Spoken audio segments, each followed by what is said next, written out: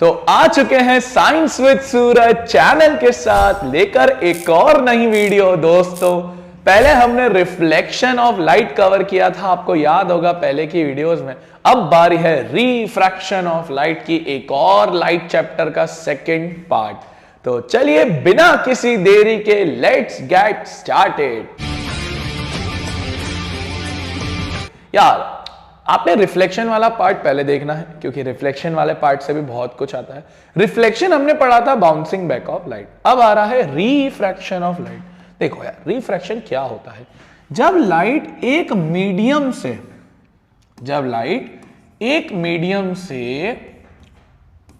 Second medium में जाती है, तो लाइट की जो स्पीड है उसमें चेंज आएगा ही आएगा। स्पीड ऑफ लाइट में चेंज आएगा ही आएगा, और उस चेंज की वजह से कहीं ना कहीं जो लाइट है वो बेंड हो जाती है। कहीं ना कहीं जो लाइट है वो क्या हो जाती है? बेंड हो जाती है। इसी बेंडिंग ऑफ लाइट को हम कहते हैं रिफ्रैक्शन। इसी बेंडिंग ऑफ लाइट को हम क्या कहते हैं? रिफ्रैक्शन। तो refraction is basically defined as the bending of light when it travels from one medium to another medium. एक मीडियम से जब दूसरे मीडियम में जाती है तब हम उसको बोलते हैं bending of light, refraction of light. Sir, refraction के लिए मीडियम इंपॉर्टेंट होता है। अब सर, दो मीडियम होते हैं, एक होता है रेयरर मीडियम, एक होता है डेंसर मीडियम। रेयरर मीडियम वो होता है जहां स्पीड ऑफ लाइट अपने चरम पर होती है, मैक्सिमम होती है, और डेंसर मीडियम वो होता है जहां स्पीड ऑफ लाइट घटते चले जाती है, मिनिमम रहती है। रेयरर में ज्यादातर एक आता है एयर, एक आता है वैक्यूम। डेंसर में अलग अलग आ जाते हैं, ऑयल आ जाता है, ग्लास आ जाता है, वाटर आ जाता है, डायमंड आ जाता है, बहुत सारे आ जाते हैं। तो ये सब रेयरर और डेंसर मीडियम रहते हैं। अच्छा सर, ये भी पता होना चाहिए, जब लाइट रेयरर से डेंसर मीडियम में जाती है, यहां पर सबसे ज्यादा स्पीड है, यहां सबसे कम है। तो जब लाइट रेयरर से डेंसर में जाती है तो वो मूव होती है टूवर्ड्स नॉर्मल। ये हम पढ़ेंगे, नॉर्मल हम पढ़ के आए हैं, रिफ्लेक्शन में टूवर्ड्स नॉर्मल। और जब लाइट डेंसर से रेयरर में जाती है तो मूव हो जाती है अवे फ्रॉम नॉर्मल। तो जब रेयरर से डेंसर तो टूवर्ड्स नॉर्मल, डेंसर से रेयरर तो अवे फ्रॉम नॉर्मल। अब हम देखें इसको ध्यान से, तो देखो क्या लिखा है? The change in the direction of light when it passes from one medium to another, it is called as refraction of light. देखो क्यों होता है ये? Due to the change in speed of light. Sir, जो rarer medium होता है, जिसका मैंने एग्जांपल दिया एयर, वैक्यूम, एयर और वैक्यूम में स्पीड की लाइट ऑफ स्पीड सबसे ज्यादा होती है, जो होती है 3 × 10⁸ मीटर पर सेकंड। सबसे हाई स्पीड एयर वैक्यूम के अंदर रहती है। तो पहले तो हमने रिफ्रैक्शन का लॉजिक समझ लिया। अब देखेंगे refraction through a glass slab. समझना ध्यान से, refraction through a glass slab. Glass slab पढ़ने से पहले हम जैसे लॉज ऑफ रिफ्लेक्शन पढ़ के आए थे, उसी तरीके से लॉज ऑफ रिफ्रैक्शन भी है। उसी तरीके से क्या भी है यार? लॉज ऑफ रिफ्रैक्शन भी है। सिंपल होता है, ध्यान से रखना। पहला, the incident ray, the refracted ray and the normal all lies on same plane, ये हमें पता है। सेकेंड इंपॉर्टेंट है the ratio of sine angle of incidence to the sine angle of refraction is always constant. यानी sine I upon sine r is equals to constant. इसको बोला जाता है रिफ्रैक्टिव इंडेक्स या स्नेल्स लॉ। क्या बोलते हैं सर? Snell's law. सर, मैं आपको इसको एक्सप्लेन करता हूं, ये क्या कहना चाह रहा है बच्चा हमारा। सुनना ध्यान से, बहुत ध्यान सुनना। फॉर एग्जाम्पल, मैंने एक ग्लास लिया, सुनना, this is a glass, this is a glass. यहां लेते हैं एयर, यहां अगेन बाहर एयर, ग्लास है सर ये। जैसे मैंने एक इंसिडेंट रे यहां पास करी, लाइट कहां से कहां जा रही है? एयर से ग्लास, रेयरर से डेंसर, फिर वापस रेयरर। तो जब रेयरर से डेंसर जाती है तो अभी बताया टूवर्ड्स नॉर्मल, तो पहले हम नॉर्मल बनाएंगे। मैंने आपको सिखाया था नॉर्मल कैसे बनती है सर, 90 डिग्री का एंगल बना के। तो ये टूवर्ड्स नॉर्मल, ये n ले लो, n1 ले लो, ये ऐसे चले जाएगी, सर अब ग्लास से एयर जा रही है, again make a normal N2, अब दूर जाएगी क्योंकि डेंसर से रेयर जा रही है तो ये दूर चले गए। तो सर ये हुआ एक रिफ्रैक्शन, बेंडिंग हो रही है लाइट की। अब समझना, यहां बन रहा होगा एंगल ऑफ इंसिडेंस, यहां बन रहा होगा angle of refraction, right? Reflection नहीं, रिफ्रैक्शन। अब सर सेम चीज करते हैं, glass air air rarer denser rarer. अब मैं थोड़ा सा है ना और घुमा के ले लेता हूं, मतलब थोड़ा वाइड एंगल कर लेता हूं। अब मैं थोड़ा क्या ले लेता हूं, इसको मैं थोड़ा सा वाइड एंगल ले लेता हूं। सर सेम फंडा, इंसिडेंट रे, यहां बनाएंगे हम नॉर्मल, तो रेयरर से डेंसर टूवर्ड्स नॉर्मल, फिर वापस डेंसर से rarer away from normal, right? तो अब देखो यहां पे भी एंगल ऑफ इंसिडेंस, यहां एंगल ऑफ रिफ्रैक्शन। अब मुझे एक चीज बताओ, यहां पर इंसिडेंस और यहां पर रिफ्रैक्शन अलग अलग ही होगा क्योंकि हमने लाइट को एक अलग मीडियम से पास किया, मीडियम नहीं इन शॉर्ट बोलो तो अलग लेवल से पास किया, अलग डायरेक्शन से पास किया है। बट जब हम इन दोनों का रेशियो निकालेंगे, साइन आई अपॉन साइन आर, साइन आपको पता है ट्रिग्नोमेट्रिक फंक्शन होता है मैथ्स में, साइन आई अपॉन साइन आर, वो दोनों का सेम आएगा, कांस्टेंट आएगा। बट याद रखना मीडियम सेम होना चाहिए। मीडियम क्या रखा था सर? ग्लास और ग्लास। मैं थर्ड मीडियम वाटर ले लूं तो ऑब्वियस सी बात है चेंज हो जाएगा। ये मीडियम सेम होगा, फिर आप कोई भी डायरेक्शन से पास करो, किसी भी एंगल से पास करो, फर्क नहीं पड़ता। भले वैल्यू अलग आएगी बट जो उनका रेशियोज आएगा ना वो हमेशा सेम आएगा, वो हमेशा कांस्टेंट आएगा। तो ये कहता है स्नेल्स लॉ, यानी जो सेकंड लॉ ऑफ रिफ्रैक्शन है, the sine angle of incidence to the ratio of sine angle of refraction is always constant. ठीक है, अब आए हम, ये हो गया। अब आते हैं हम ग्लास स्लैब के ऊपर। ये बड़ा सिंपल है, ग्लास स्लैब। तो अब देखते हैं यार ग्लास स्लैब का। मैंने ग्लास स्लैब बनाया, अब ध्यान समझना बच्चा, ये है आपका ग्लास जो होता है एक रेयरर मीडियम, सॉरी एक डेंसर मीडियम, नीचे है एयर, डेंसर रेयरर मीडियम यार, फिर वापस एयर, एक वापस रेयरर मीडियम। अब ध्यान समझना, लाइट जा रही है रेयरर से डेंसर, हम लेंगे एक ऐसी लाइट, हम लेंगे एक ऐसी लाइट, तो एयर से ग्लास में, रेयरर से डेंसर। तो आपको ही पता है रेयरर से जब डेंसर बनती है तो light away from sorry towards normal जाती है। तो पहले मैं एक 90 डिग्री का एंगल भी बना लेता हूं ताकि हम एकदम प्रोफेशनली चले ना, ताकि हमारा आंसर गलत ना है। तो देखो ये मैंने एक 90 डिग्री का एंगल बना लिया, ठीक है, ये 90 डिग्री का मैंने नॉर्मल बना दिया। तो ये 90 डिग्री का N1 लिख देते हैं। अब ये टूवर्ड्स नॉर्मल चले जाएगी, ये टूवर्ड्स नॉर्मल चलेगी। अब सर वापस से हम एक 90 डिग्री का, क्योंकि अब यहां से भी बेंड होगी तो यहां से भी, अब इसको नाम दे दो N2, इसको नाम दे दो N2। अब देखना ध्यान से, एयर से ग्लास में गई टूवर्ड्स नॉर्मल, ग्लास से एयर में जा रही है, डेंसर से रेयरर, अवे फ्रॉम नॉर्मल, तो हम ये अवे फ्रॉम नॉर्मल ले लेंगे। अब ये जो रेस थी, लेट्स से इसको नाम दो A B C D, तो AB को हम बोलेंगे इंसिडेंट रे, AB को हम बोलेंगे इंसिडेंट रे, BC को हम बोलेंगे रिफ्रैक्टेड रे, BC को हम बोलेंगे रिफ्रैक्टेड रे, CD जो एक इंपॉर्टेंट रे है जो बहुत बच्चे भूल जाते हैं, जिसको हम बोलेंगे इमर्जेंट रे। क्या बोलेंगे? इमर्जेंट रे। अब समझना, this is angle of incidence, this is angle of refraction. अब गौर फरमाना ध्यान से, अगर हम इंसिडेंट रे और इमर्जेंट रे को देखें तो क्या ये दोनों पैरेलल हैं? हाँ सर दिख तो रहा है। देखो मैं थोड़ा सा इसको बेंड करता हूं तो आपको और क्लियरिटी मिलेगी। देखो मैं कुछ इस तरीके से इसको बनाने की कोशिश करता हूं, ये देखो, ये मैंने थोड़ा सा इसको और एक्सटेंड किया है। क्या ये दोनों आपस में पैरेलल है? सर ये जो बीच में गैप आ रहा है ना, जो इंसिडेंट रे को अगर बढ़ाने से इमर्जेंट रे जो ओरिजिनल पाथ है, इस गैप को बोलते हैं लैटरल डिस्प्लेसमेंट। क्या बोलते हैं? Lateral displacement.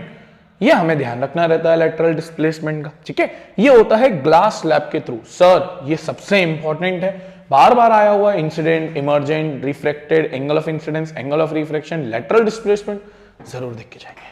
देखो इसका ये फोटो दिया हुआ है मैंने, एक्यूरेटली वही फोटो है जिस तरीके से हमने बोला था, एकदम डिट्टो, ज्यादा कुछ फर्क नहीं रहेगा, सेम है ना, ये हमने देख लिया ऑलरेडी। अब सर आ जाओ रिफ्रैक्टिव इंडेक्स पे।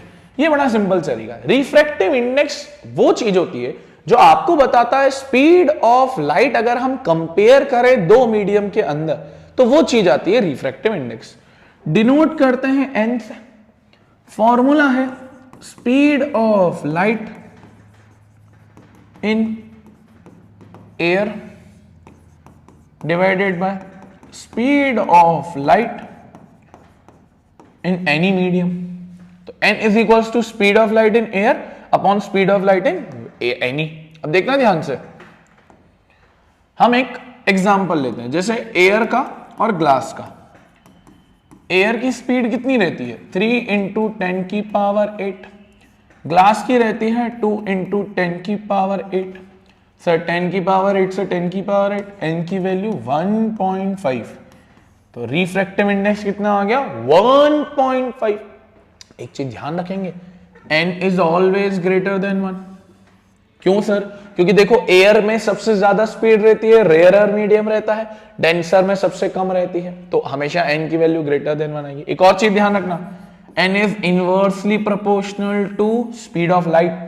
जितना ज्यादा रिफ्रैक्टिव इंडेक्स, उसका मतलब स्पीड ऑफ लाइट बहुत कम है, वहां पर बहुत ज्यादा बेंडिंग हो रहा है। जितना कम रिफ्रैक्टिव इंडेक्स उतना ज्यादा स्पीड ऑफ लाइट, उल्टा रिलेशन, ध्यान रखेंगे।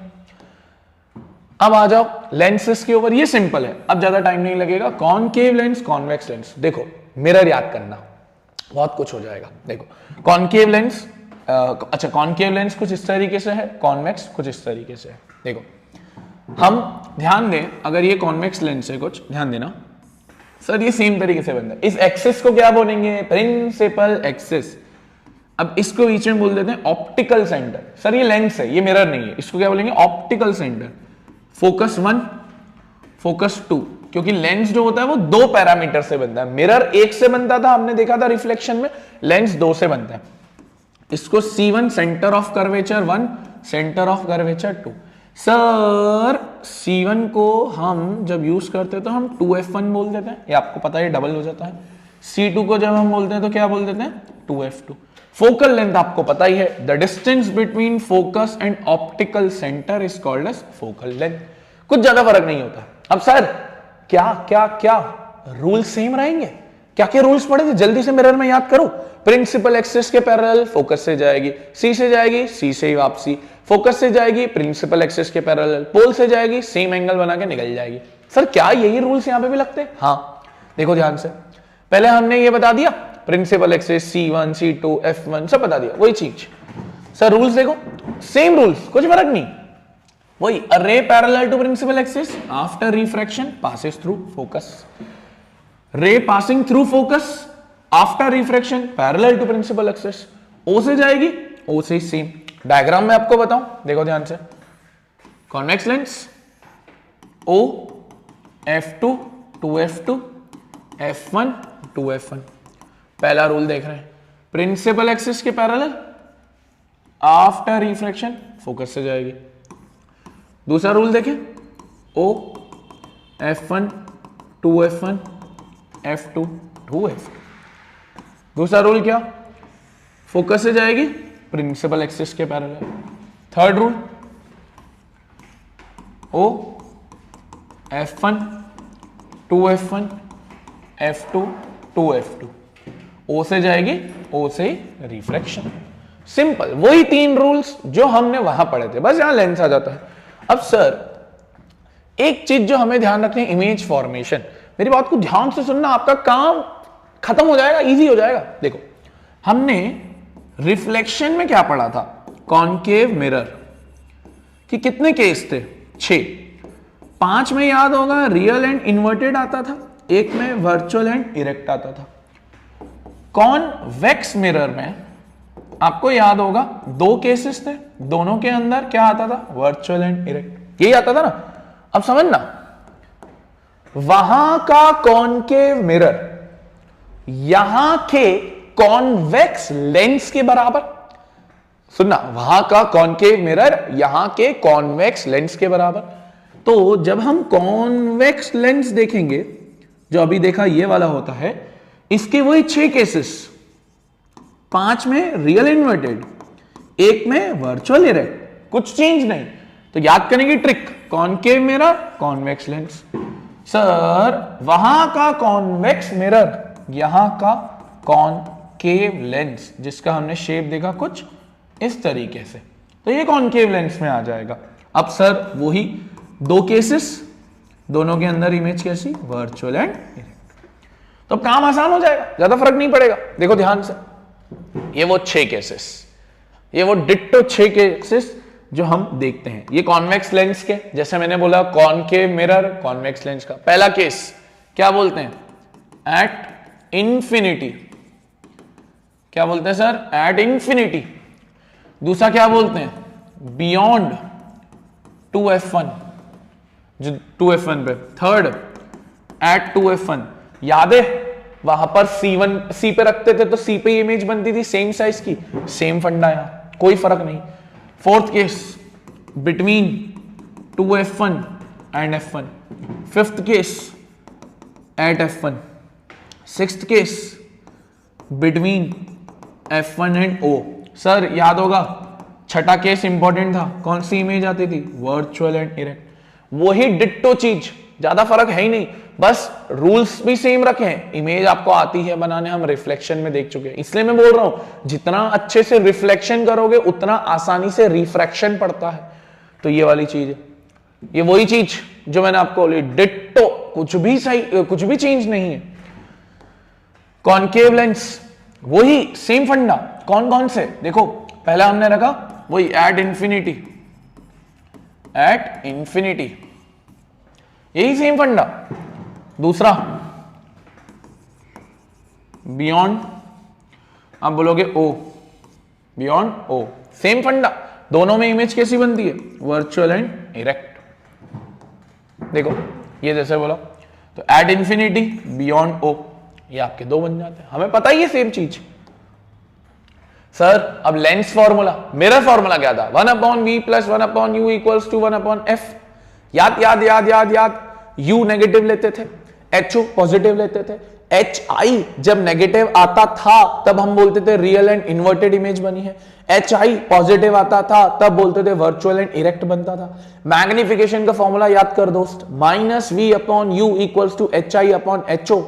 सर सेम फंडा यहां पर, हाँ यार सेम, कोई डिट्टो नहीं, मतलब आप ऐसा देखो ना, चेंज नहीं है। मैग्निफिकेशन की वैल्यू पॉजिटिव आ रही है, वर्चुअल एंड इरेक्ट। मैग्निफिकेशन की वैल्यू नेगेटिव आ रही है, इन्वर्टेड एंड रियल। मैग्निफिकेशन की वैल्यू ग्रेटर देन 1 आ रही है, height of image is greater than height of object. Magnification की वैल्यू इक्वल्स टू 1 आ रही है, height of image is equals to height of object. Magnification की वैल्यू लेस देन 1 आ रही है, height of image is less than height of object. Same फंडा, वहां जो पड़ा यही। देखो फॉर्मूला में बस माइनस आया है और कुछ भी नहीं, फॉर्मूला में क्या आया, सिर्फ माइनस आया है और कुछ भी नहीं, ये ध्यान रखना है। और मैग्निफिकेशन बन जाएगा v/u = hi/ho। वहां -v/u था, यहां hi/ho आ गया। ध्यान रखने वाली चीज, कॉन्वेक्स मिरर की जो फोकल लेंथ होती है वो पॉजिटिव होती है। कॉनकेव, सॉरी मिरर नहीं, सॉरी लेंस, कॉनकेव लेंस की फोकल लेंथ होती है नेगेटिव। ये थोड़ा ध्यान रखने वाली चीज है। चैप्टर का लास्ट कॉन्सेप्ट देखेंगे, पावर ऑफ लेंस। क्या होता है पावर ऑफ लेंस? सर ये इलेक्ट्रिसिटी वाला पावर नहीं है, ये लेंस वाला पावर है, जो चश्मे में पावर निकालते हैं ना, वो वाला। ये बेसिकली क्या होता है सर, ये this is nothing just the measure of degree of convergence. Convergence मतलब जो लाइट रेज है वो मिल जा रही है, कन्वर्ज हो रही है। और डाइवर्जेंस, पावर का फॉर्मूला बहुत सिंपल होता है, 1/, फोकल लेंथ। बस याद रखना इसको मीटर में लेना पड़ता है, क्योंकि दिया सेंटीमीटर में होता है, लेना मीटर में होता है। पावर की SI यूनिट होती है डायोप्टर। सर इसमें एक चीज वापस याद रखेंगे, कॉन्वेक्स लेंस की focal length positive, concave lens की फोकल लेंथ नेगेटिव। ये आपको ध्यान रखने वाली चीज है। याद एक और रखेंगे, power is inversely proportional to 1/f। More the focal length less the power, less the focal length more the power. तो ये होता है रिफ्रैक्शन के अंदर। देखो रिफ्लेक्शन जितना अच्छे से पढ़ते हो रिफ्रैक्शन में ज्यादा दिक्कत नहीं होती। रिफ्रैक्शन में शुरू में कॉन्सेप्ट समझना, सेकेंडली ग्लास स्लैब वाला समझना, रिफ्रैक्टिव इंडेक्स समझना, स्नेल्स लॉ समझना, यही कुछ चीजें होती है जो रिफ्रैक्शन में ज्यादातर आती है। तो आई होप आपको ये वीडियो पसंद आ गई होगी। अभी मैं लास्ट में रिफ्लेक्शन वाला पार्ट भी आपके लिए पिन कर देता हूं ताकि आपको वो भी देख लो, तो आपको एक माइंड में क्लैरिटी बैठ जानी चाहिए। तो मिलते हैं यार आपसे नेक्स्ट वीडियो के अंदर। इस चैप्टर के नोट्स गूगल ड्राइव के लिंक पे जो डिस्क्रिप्शन बॉक्स में है वहां से आपको मिल जाएंगे। Thank you for watching this video. Radhe Radhe.